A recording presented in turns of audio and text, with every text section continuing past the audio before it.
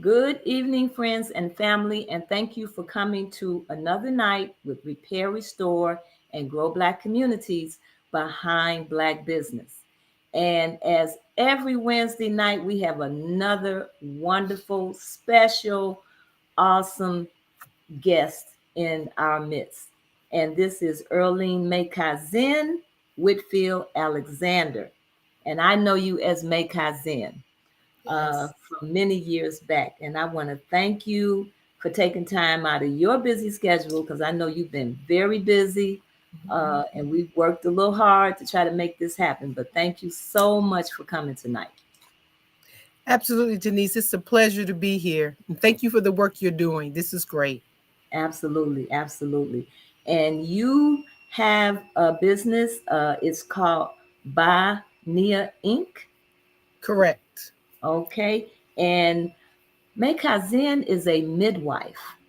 And this is one of the reasons that I was inviting her here. That's a very special position to have, bringing life into the world. And I remember when I was carrying my daughter, I was considering having her at home, but I changed my mind. I didn't do it. But I know it's a wonderful thing. I know it's a beautiful thing, and there's a lot of things that we need to think about around bringing life into the world. That's just what you're having, not just having a baby, but you're bringing a life into the world. And so, as you know, friends and family, we support our bookstores, and the Book Joint is still our bookstore of the month. They are located at 6900 South Stony Island, right on the corner. It's a cute little place. They have books, they have artwork by local artists, they have sweatshirts, candles, book bouquets. Visit their website at thebookjoint.com or visit the store, because they also have opened up a little area where you can have some coffee and donuts, maybe refreshments like that. And they're open Wednesday through Saturday from 11 to 7, and on Sundays from 12 to 4. Knowledge is very important. And that's why we are such great proponents of our bookstores. You know, Mekazin, you may remember, we used to have a lot of bookstores here in Chicago. We actually had about 22 Black bookstores here in Chicago. And I do remember. Yes, and it dwindled down, but that meant that we were reading. And but we do have a resurgence of bookstores, and we have some that have stood the test of time and still hanging in there. So we want to support them. And we go a step further. If you go to our website, you'll see the Book Joint on our website is our bookstore of the month, but we also give a book away. And last month we gave away Back of the Hiring Line. Our winner was Patricia Percy. And Patricia, I want to thank you for subscribing. I had a chance to talk to Patricia today, and we will be sending her copy of the book. We pay for the book, we pay for the shipping, and we send it to you. All we ask is that you read the book and share the knowledge, because the knowledge is very important. And we also want you to go to Save Black Bookstores Chicago at change.org and sign our petition, because we want our local organizations and especially our governmental institutions to give some support to our bookstores. So we ask that you go to Save Black Bookstores at change.org and sign that petition. Our bookstores need to be getting contracts, and contracts are very important. That's how a lot of people are gaining generational wealth. That's how a lot of businesses are flourishing and sustaining themselves. And so our bookstores need to be getting some contracts. That's right. And and we also support the Southside Community Federal Credit Union, who has been around for over 20 years, helping our community out on the South Side. And the Southside Community Federal Credit Union is located at 5401 South Wentworth. They're right there in the shopping mall at 55th and Garfield. And they have a number of products. They have payroll advance loans, they have payday alternative loans, signature loans, credit builder loans, new and used car loans, title alternative loans, micro business loans, and also financial counseling. So please support the Southside Community Federal Credit Union. You can take advantage of these products if you become a member, and you can save some dollars because these payday loan stores out here, the interest rates are exorbitant and a lot of people get into trouble with these loans. And in order for a banking institution or financial institution to stay afloat, they need us to open up an account. So please go to the Southside Community Federal Credit Union, open up an account, and have a conversation with them about your finances or possibly even take out a loan. Okay? Yep. All right. So Right. that's all I want to say about those things. And now we're going to go into our conversation with our special guest tonight, Mekazin. Now, Mekazin, the reason I asked you to come here, I ran into you at it was the Kwanzaa Right. event. Right. Yes, you were at Kwanzaa. I was so happy to see you. And Mekazin is a midwife, and you have over 20 years of experience. I'm going to say well over 20 years of experience because I remember when Yes. I met you, and my daughter is over 30 now. Yes, that's true. Okay, and as reading your bio, you have a master's in human services administration.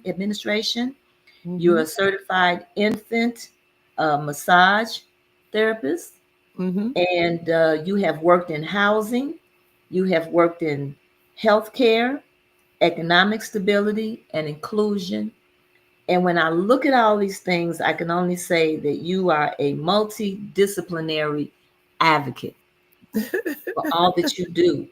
And the way I'm looking at you is that you are assisting life to come into the world, and then you're doing all of these things to create a better world, a place for this life when it comes in.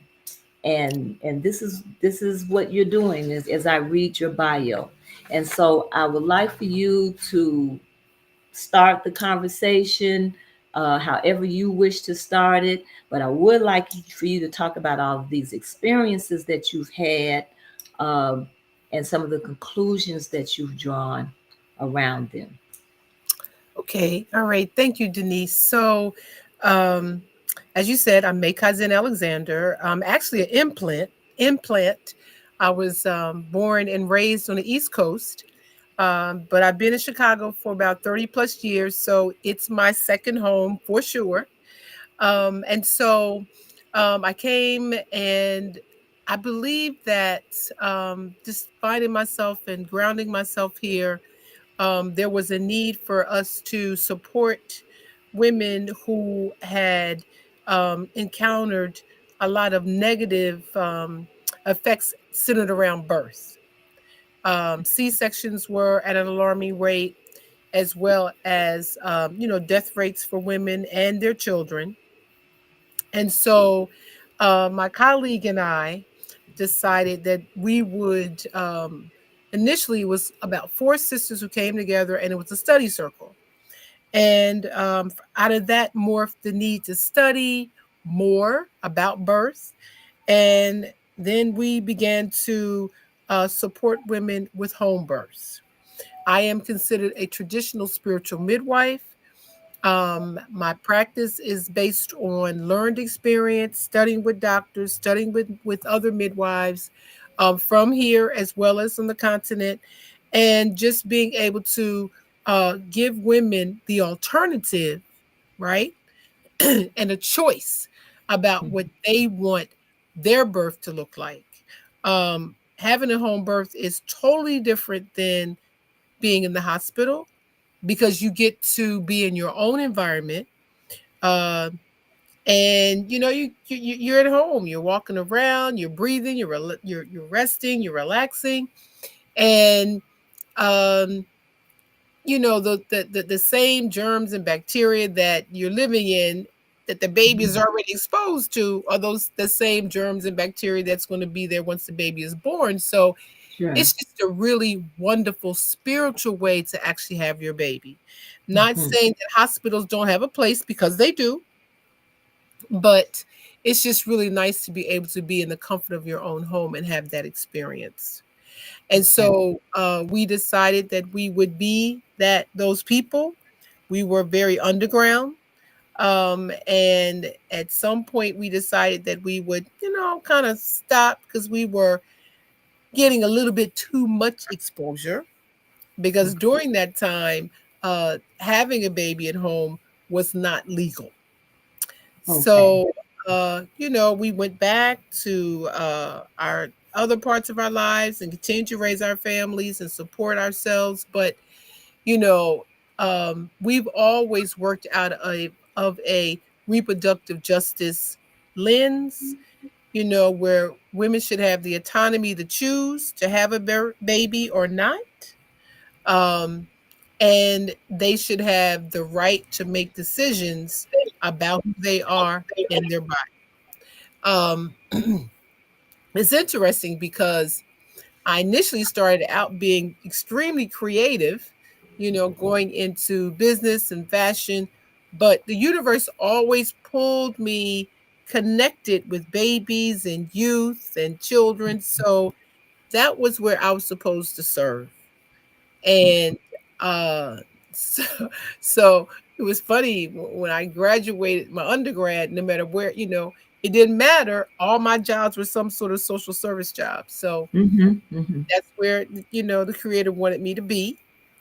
And so I've always worked with birth all the way up, to our youth and our seniors, just to make sure that people got the services they need.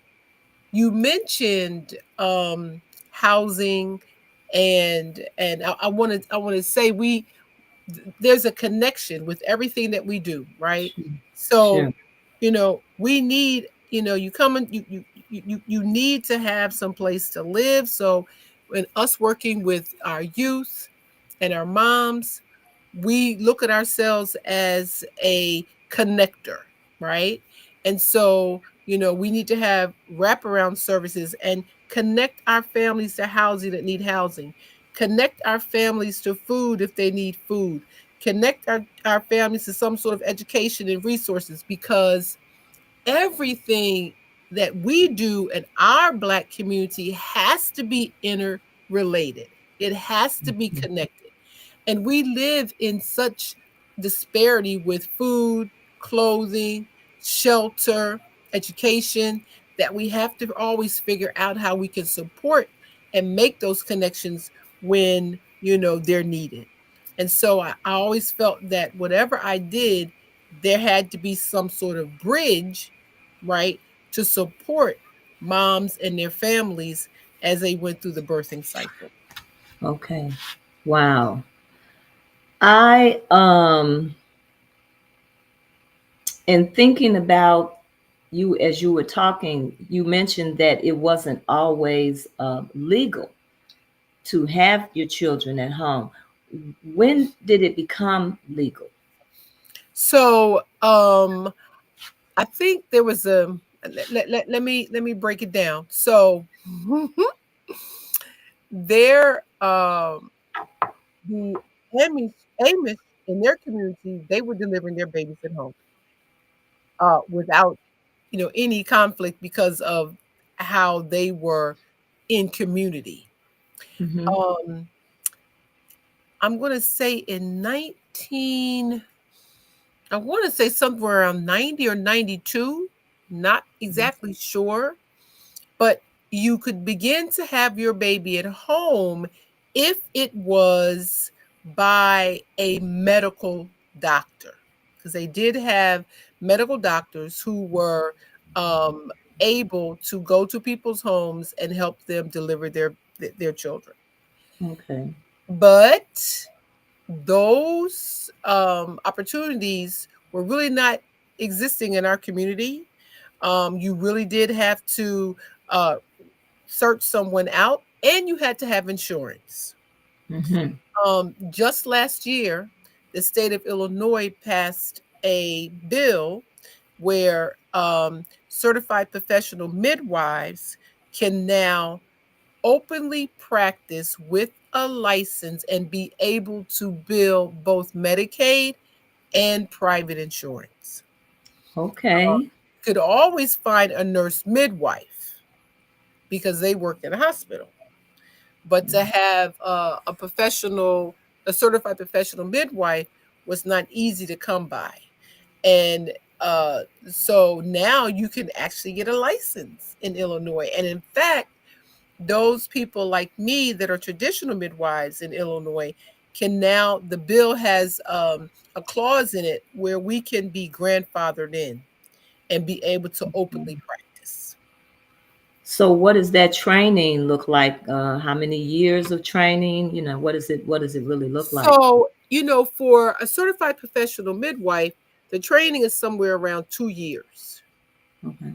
And there, I believe, is about 60 or 65 births you have to have under your belt, and to in order to get your certification and your licensure.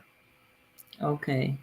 Yeah. That's a lot. Would you get those in the hospital or people having them at home That like that? is a lot. You do a lot of births, you do a lot of birth shadowing, but it's not an impossible feat.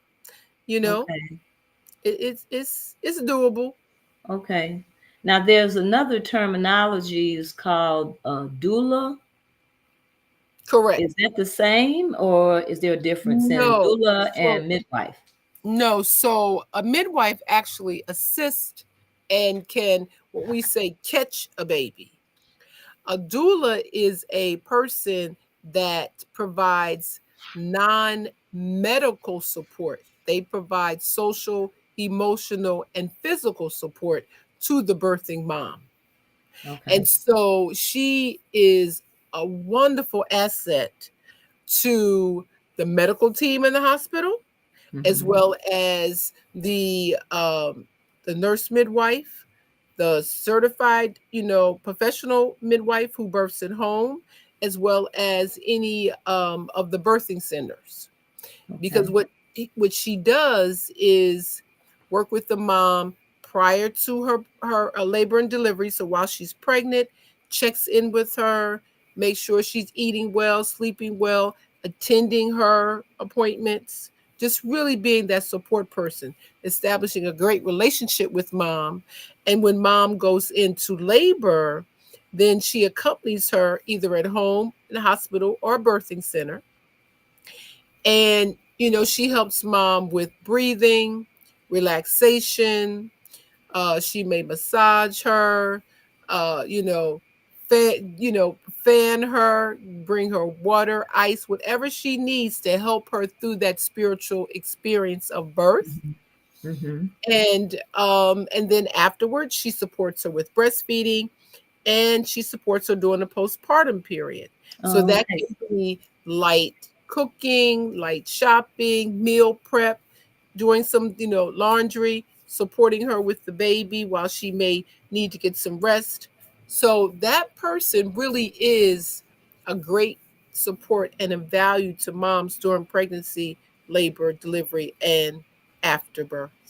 So is the doula required to have training? Yes. So through our organization, Bania Incorporated, we actually have a certification program called Ancestral Seed Certification, where we certify, and we call ourselves birthing assistants, but we certify doulas in order to work with moms during their pregnancy.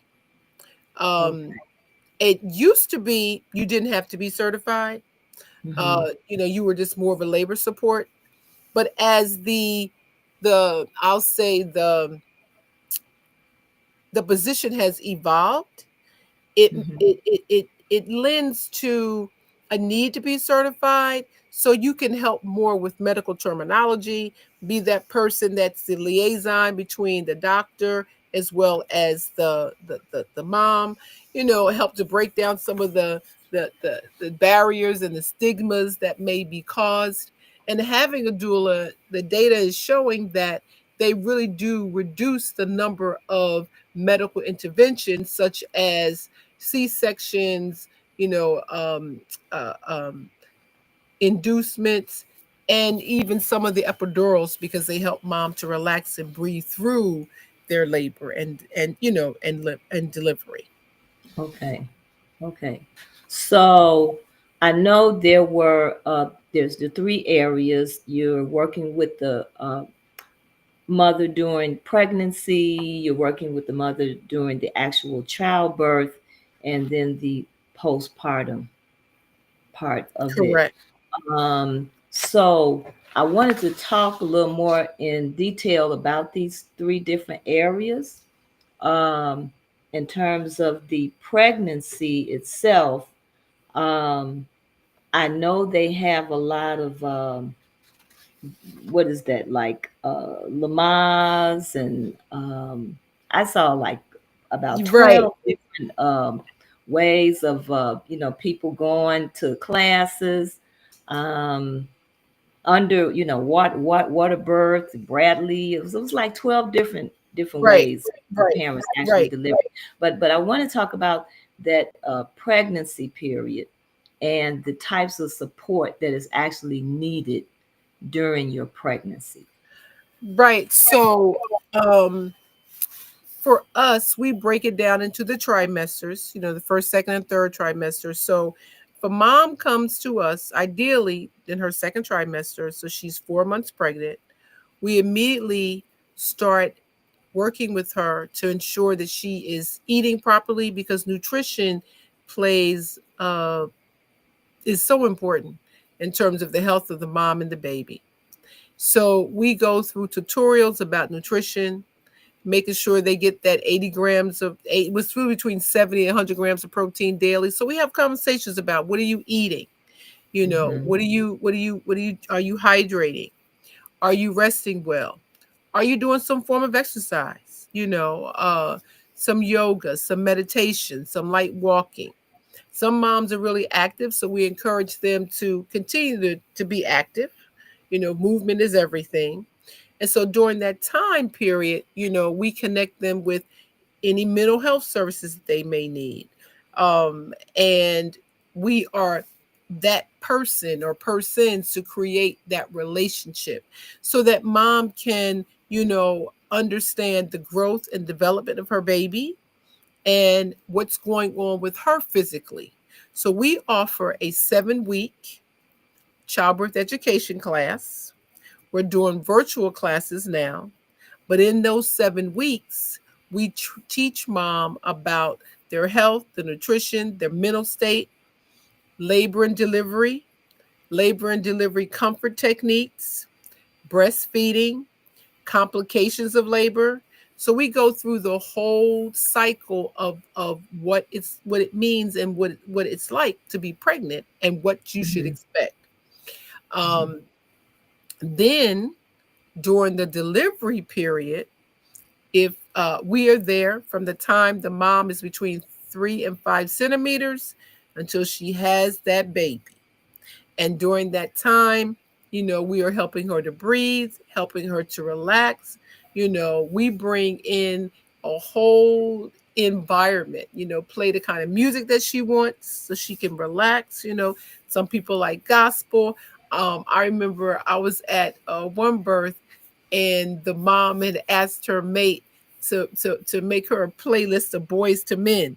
So that was like her playlist. So, some moms just want environmental sounds. So we Hmm. set the tone, we set the mood, and have the lights dim. During the pregnancy period, we create a birthing plan. And the birthing plan really outlines what the mother would like to experience during her birth.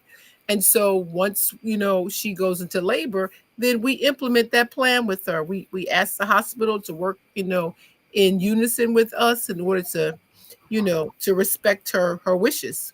So Now, do you work with these different, when you say a birthing plan, you have people that want the water birth. I was just looking at different experiences that women want to have. So, do you work right. with them with all of those different types of processes that they want to go through as far as having the birth? Right. So for home births, moms can have water births. There aren't there used to be a hospital that offered the water births. There are some, but there aren't that many. Um, but moms can have water births. It's a beautiful way to have a baby because the baby's going from water into water. So that's a nice concept and a nice way, to give birth. But, the traditional way, it's really interesting to ask that question, Denise, because Mm-hmm. uh, just the other day, um, we were looking at some birthing stools.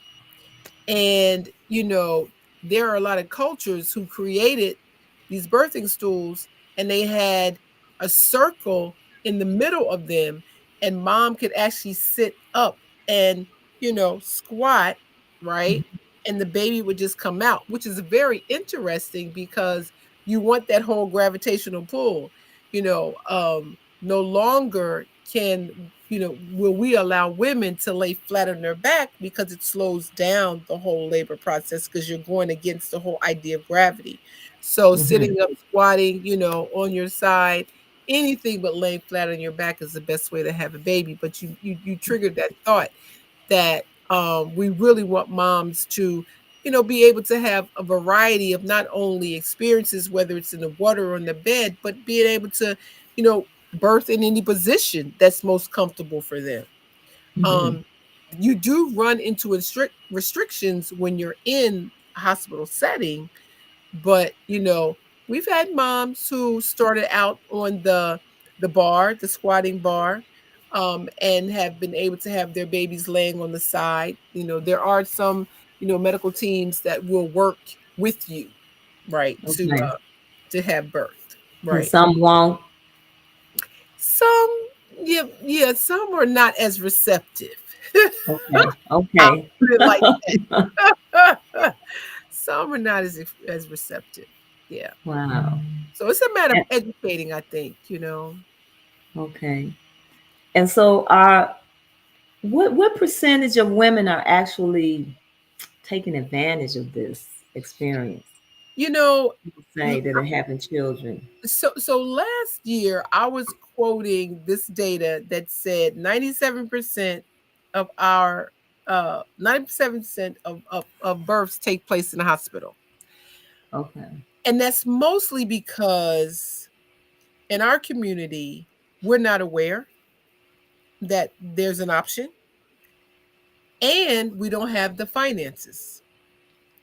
Um, I mean, a home birth is anywhere between 6,000 and up, and so not everyone can afford it, and not like I said, not everyone has insurance. Right. So the state just start taking Medicaid and private insurance, for certified professional midwives. So as a whole. Whoa. So that's great. Because they're, and especially for, I'd say, a lot of African Americans to have that opportunity to study and go through the process. So a lot of women, who have heard about it, and they'd like to have a home birth, they'd like to have a water birth at home, they haven't been exposed to it. So I really believe that those numbers are going to change now that, people can actually have more choices. No A lot choices of people at don't home. know about doula care, birthing assistance. Right. I'm still Right. I running know into that. people have heard it, but they don't know what it is. Right. Exactly. Exactly. And you run into a lot of people that say, I don't know what it is. having, or I wish I had had that kind of support when I was having my baby. Hmm. Hmm. Yeah. Yes. There's so much to be said for support. I recall when I had my daughter and I wanted to nurse her, and the women who had always been in my corner, my mother and my grandmother, because I was going to go back to work, they did not support me in continuing to nurse her, pumping the milk and all of that. They weren't there, and I found myself going to an organization. Hmm. And I wasn't the kind of person to have to do that because I always had that support, with my family at home. And I went to this organization called the Lelishe League.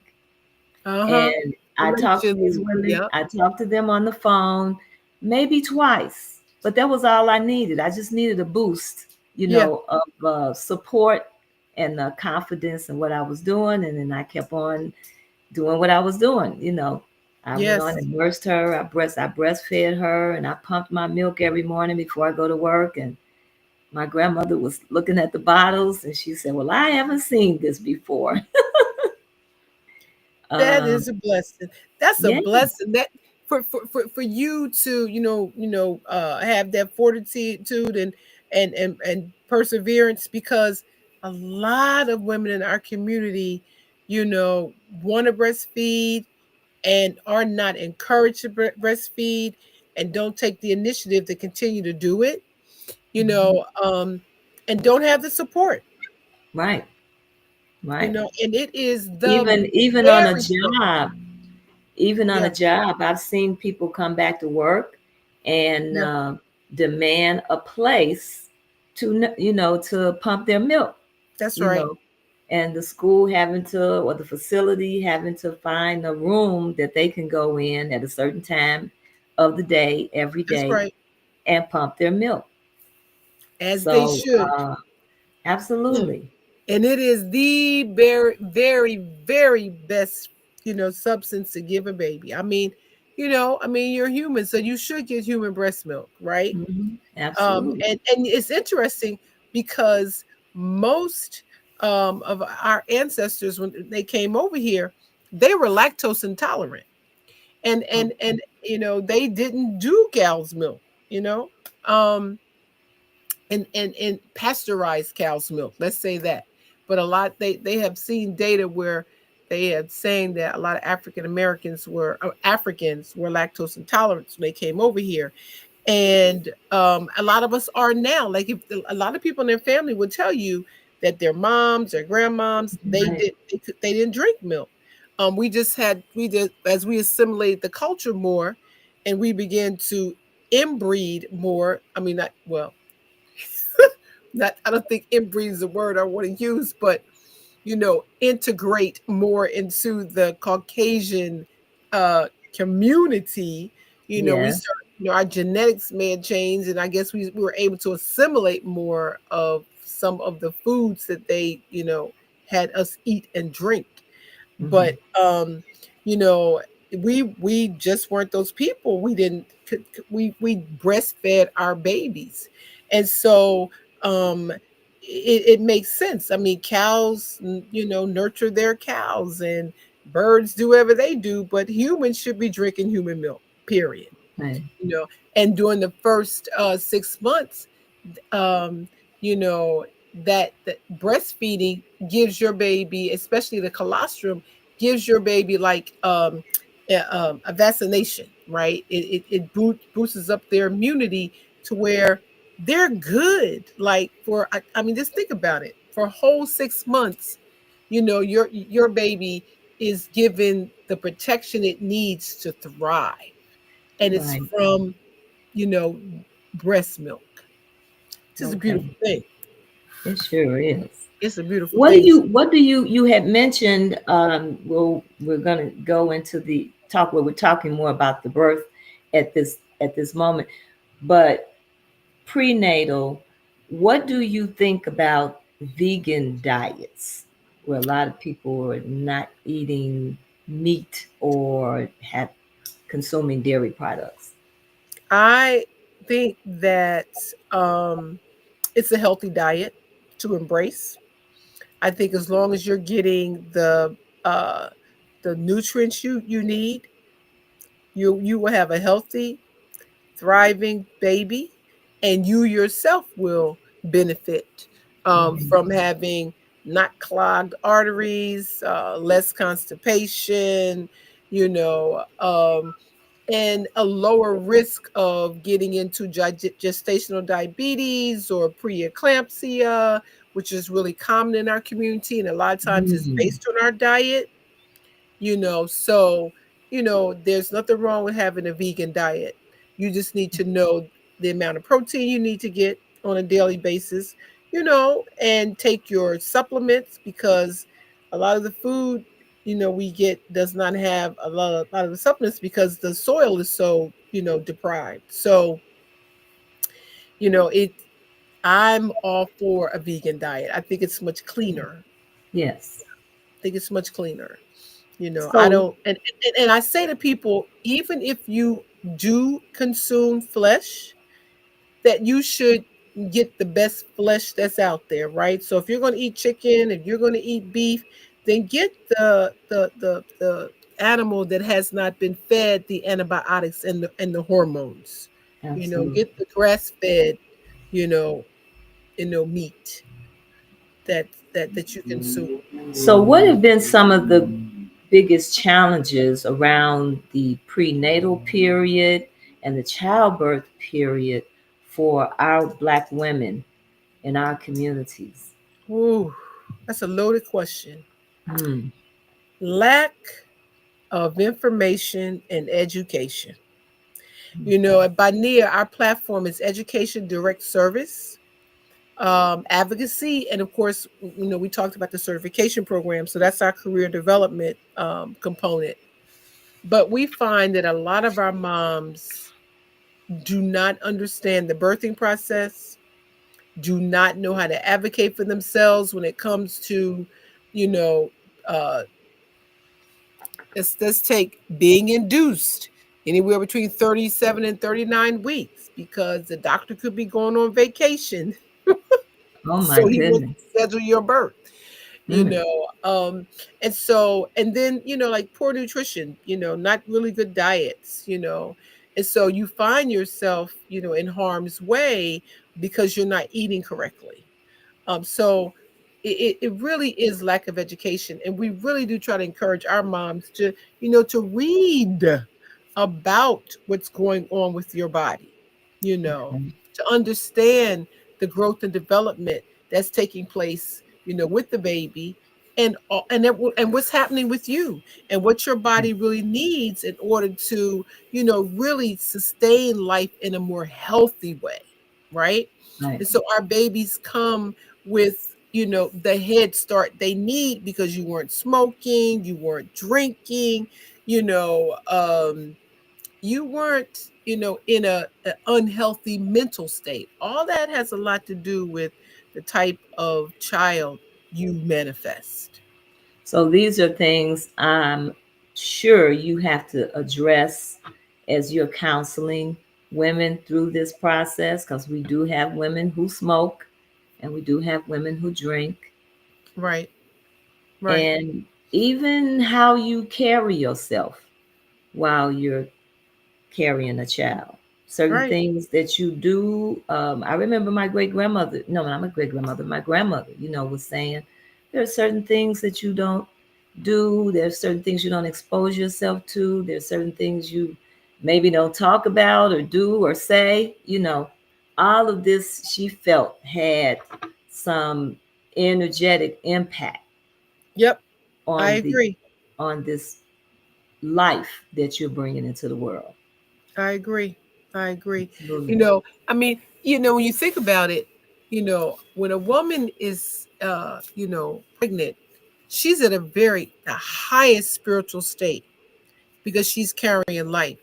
And so it's very important that she protects herself on all fronts, mentally, spiritually, physically, all those things, emotionally. It's really important she protects herself. And so, like you're saying, she has to be conscious of what she puts in her mouth, what she's thinking, and what she's doing, her physical state, and how she's receptive spiritually to a lot of energies that's out there, you know. Mhm. And so it's really important that, she is sheltered in. Not that she can't get out and work and do, because you still have to, function, but Right. just being more, cautious, and to the energies that surround you, and being receptive to that spiritual self, because you're nurturing, a life, and Absolutely. birth is one of the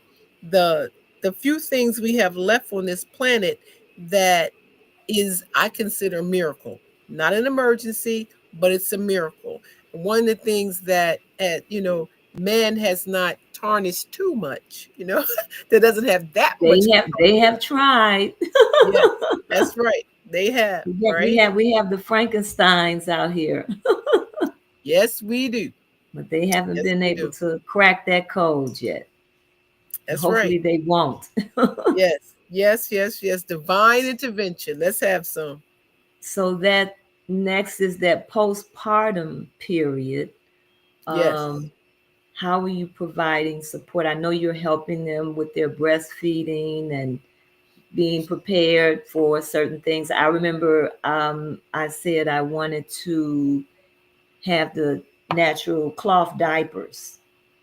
And yes. when I called the company and they told me how many I was going to need, I thought they were trying to rip me off. I'm like, why would you need that many? But you did, you Yep, know.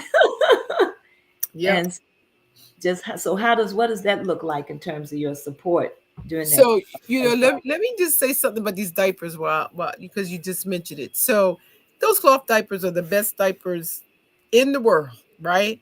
Okay. And people think it's a lot of work, but it really isn't, and on some levels it's not as expensive as it is having the disposable diapers. Okay. Um and what's really it so we give away diapers, but I refuse to give away diapers past the size 3, because I believe that by the time you get 18 months, 2 years old, you don't need no diapers. So if you're still in the diaper at after the size 3, something may be a little wrong with that. So for us, the postpartum period is when a lot of the work really begins, right? Hmm. Always say, the woman needs to be treated like the queen she is, because she is just giving birth. And so it's so important that she and the baby are nurtured during that time period. Um, and it can be a time, depending on how the birth went. Some moms do go into postpartum depression because the birth is so traumatic. It didn't work out the way they wanted it to. And they find themselves, when you get the baby blues, because your body is going through the whole change of not carrying a child anymore. But then sometimes it gets deeper into postpartum where moms are really depressed. And so it's Okay. very important that, we make sure that our moms get the rest they need. They still get the hydration they need. They still are taking their nutrients, and they're eating well, because now Okay. hopefully they're breastfeeding and the baby is pulling on them. Um, and so they need to make sure that they're at optimum health now the baby is out. And even if they're not breastfeeding, it's still important that mom gets that rest, those nutrients, and the support that she needs.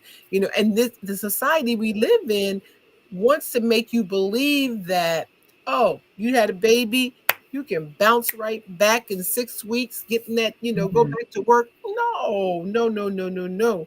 Traditional cultures, you know there were, grandma, mom, cousins, aunts, everybody coming in and supporting that mom for 40 or more days, cooking Hmm. for her, cleaning for her, taking care of the baby, making sure she got rest, not letting her lift anything heavier than the baby. Those things should still exist, you know. Forget about society norms. Let's go back to culture, our culture, and let's continue to support our moms, and that's what we do. You know, why not bring mom a meal? Why not chop up the food and have it ready? Why not hold the baby and let the mom do the nap? So that's our focus, to make sure that that queen that had that baby can truly be the queen she is and get the support she needs. So when it is time, if she has to, whenever she gets ready to resume her previous responsibilities at work, she can step back in there knowing that she's had a strong support system.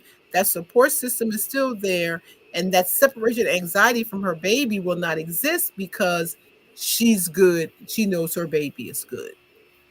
So So that's the a insurance, now, does the insurance carry you through all three phases as far as the level of support that you as a midwife and the doulas would be able to provide? now see that depends on really the job. Hmm. It depends on the job. Um, a lot of moms have to go to a lot of moms, unfortunately, they go back to work before the placental site heals, which is 6 weeks. So the placental site, meaning the placenta is attached to the uterus, that's the life support for the baby. When the baby, after the baby comes out, the placenta comes out, right?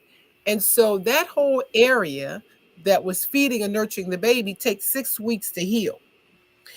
So a lot of moms have to go back before that happens, 4 weeks time, um, because of maybe the type of job that they have. Moms who are blessed with insurance can then go back and ask for an extension. There are a lot of jobs now that are more sensitive, and they're giving the additional time for parental leave, up to a good 8 weeks. And some moms have been able to save and accumulate some of the time off by like not taking off during their pregnancy. So they had about maybe 12 weeks that they could, store up over a period of time. So, it really depends on the insurance. And there are a lot of moms, that's a big fear for them. Oh my gosh, I got to go back to work right after I have this baby, or, who's going to take care of my child because it's old child care. And then there are some working home, and I'm gonna stay with my mom for as long, my baby for as long as I possibly can. So insurance has a lot to do with what that postpartum period will look like in terms of when mom can continue to stay home and nurture herself or nurture the baby. Okay, and they would provide the support. They would pay for the support, like what you would offer Uh, during that period. so Is, yeah, I think that's the question I'm asking the insurance companies. so What would they yeah, pay? Would they pay for your services during these three periods? so they pay for the service, the pregnancy, as well as the labor and delivery. So Mhm. what does that look like? It's it's more so the labor and delivery that's covered, right? Um, and so it's like anything else.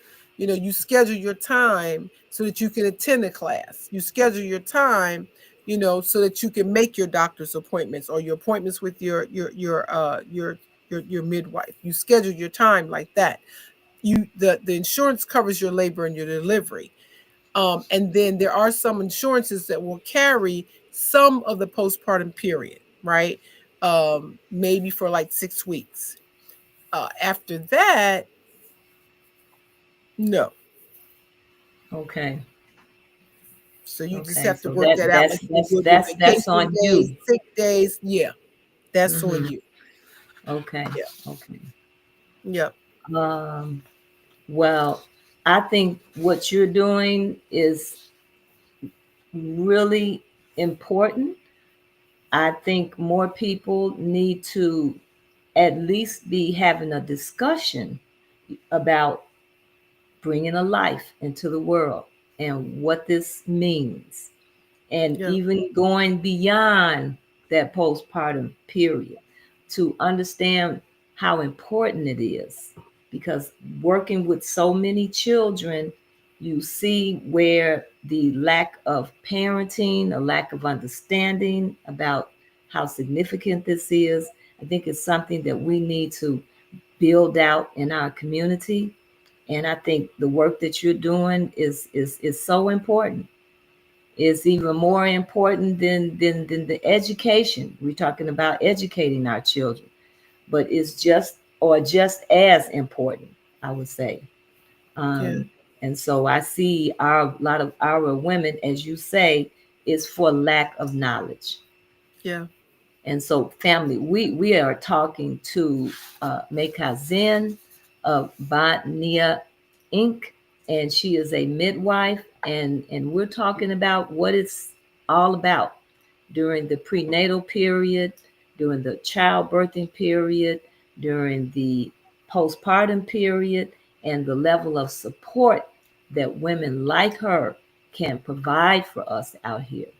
And so I can't praise you enough for the work that you are doing. And this is a mantle, as you say, that you picked up, that you saw a need for, and you just took the journey. And here you are. Well, And so, I really appreciate that, Denise. I say I'm honored and I'm humbled to serve because that's what absolutely. it's about, you know. Yeah. And then I was also reading about the individuals with developmental delays. And you're Yeah. also working with that population. We have so many children with autism, cerebral palsy, intellectual disabilities, ADHD, various syndromes, but autism, intellectual disabilities is big. When Yeah. you look at these IEPs, individual educational programs, you see this a lot. So, what are you doing in terms of working with this population? Yeah, I think it was in 2002, 2002, I was working at a not-for-profit organization and I was asked to manage a an adult developmental disabled program. Hmm. And that was my first exposure to working with the adult population who had a variety, like you mentioned, of developmental delays. And I had it was an eye opener for me because I had worked with different populations, but I had never worked with this particular population. And so they actually had a workshop and they were taught to do certain skills. And some of those skills they could really utilize in a work environment. They just need to be trained and taught that. And it made me have a lot of empathy for that population because people, it's like they're shunned. And so I did that work for a good 3 years. So now fast forward to Bania, we are hoping to move into our own, space uh, at towards the end of next year. And it is our goal to have a mother and baby wellness spa. And the wellness spa for the babies will consist of floating tanks and to provide them hydrotherapy, which will trigger, similar to the infant massage, triggers the neutrons in the brain, the respiratory system, eliminatory system, developmental system, the muscular system. So all those major systems through hydrotherapy. But we want to focus on babies between 8 weeks and 8 months that have been diagnosed with some sort of developmental delay. Hmm. So just from working with adults, I start thinking like, wow, we need to address babies who have delays and think about how much we can help them, right? Move along and progress, and how much help that will be to parents who are raising children who have these delays and don't have a lot of support. And through that, I'm hoping that there will be like a camaraderie, like we'll be able to bring those parents together and they will Absolutely. feel, a connection, right? As we actually work with the babies. So that's something that I am very excited about embracing and looking forward to implementing and hoping that we get the funding to do it. That is so much needed for the children and the parents. Because Yeah, the parents go through a lot, working and trying to deal with children that have disabilities and some of the behavioral issues. yep, It's very difficult. And so the parents and the babies, and then bringing those people together in our communities, there are not as there's not as much support. We don't have as many support groups as have developed in other communities. So I think this is a great idea yeah. to do this. Yeah, I'm looking forward to it. Like I said, I'm hoping we're getting the funding. It'll be the first of its kind on the south side of Chicago for sure. Yes, Right. right? In our community where we live, because That's we right. shouldn't have to go outside of our community for any services. No, we should. Everything we need, we've got the mines right here in our community. And so That's we right. should be able to support each other in our community where we live, right? I shouldn't have to go all the way, in the burbs, wherever, to shop and to eat and to, and to live. I should be able to have all I need right here where I live. Absolutely. Absolutely. And there's so much need um, to do this on the vocational end. We have, you say, you have adults, you have the children coming out of school. Where are they going to go? What are they going to do? Right. And they are still members of our community and our Yes. society. Yes. And if we want to keep our intellectuals that are going off to school, we have to have something in place for them to come back to. That's right. That's right. And I often say during the civil rights movement, a lot of opportunity was put on the table, and a lot of people were able to take advantage and go to college and get degrees. Yep. But there seemed to have the missing link to me was that there was not a conversation about, okay, once you get this degree, now this is what we want to do to build Right. our communities. That conversation was not had. Right. And I'm gonna tell you, that's a longer conversation, a different day, a different story. Because I honestly believe that part of the reason why we got that scatter is Hmm. is because we fought for segregation. If we fought against it.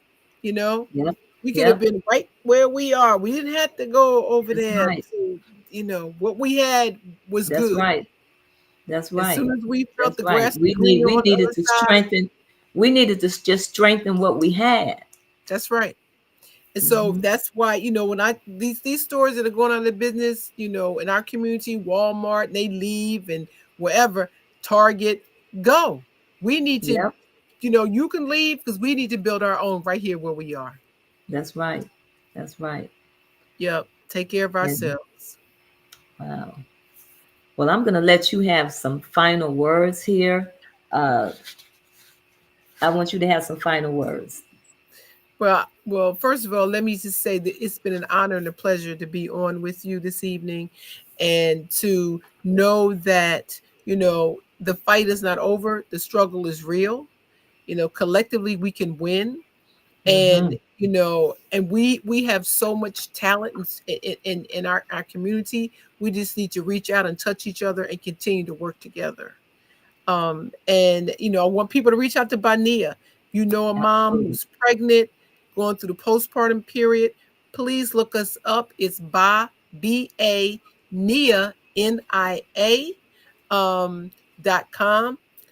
We're on the website, and we are always open to support our community of women. That's right. Always. And I would say, even if you're thinking about getting pregnant, you know, can That have too. this conversation with you. That's right. Don't wait until it That too. happens. If you're thinking about it, think That, about what you're getting into, what is all involved. And I do want to say, do have to mention our book of the month is going to be How Black History Can Save Your Life by mm, Ernest Krim. And he mm, was a victim of a hate crime, and he began to read about our history, our excellence, our resistance, our perseverance, and he used his knowledge to combat racism in this country. And so this is a very interesting read. And if you are interested in winning a copy of this book in our book giveaway, we ask you to go to rrgbc.org and subscribe, and you can become eligible to win this book. We also ask that you go to our website where you can make a donation to our organization to help us with the work that we're continuing to do. And again, Mekazin of Bania Inc., I want to thank you for being here tonight. I'm sure this has been very enlightening information and hopefully some inspiring information for people out here that maybe want to do what you're doing. So, absolutely. but Thank most you. of all, as we say, support Black businesses. All right. Yes. Thank you. Good night.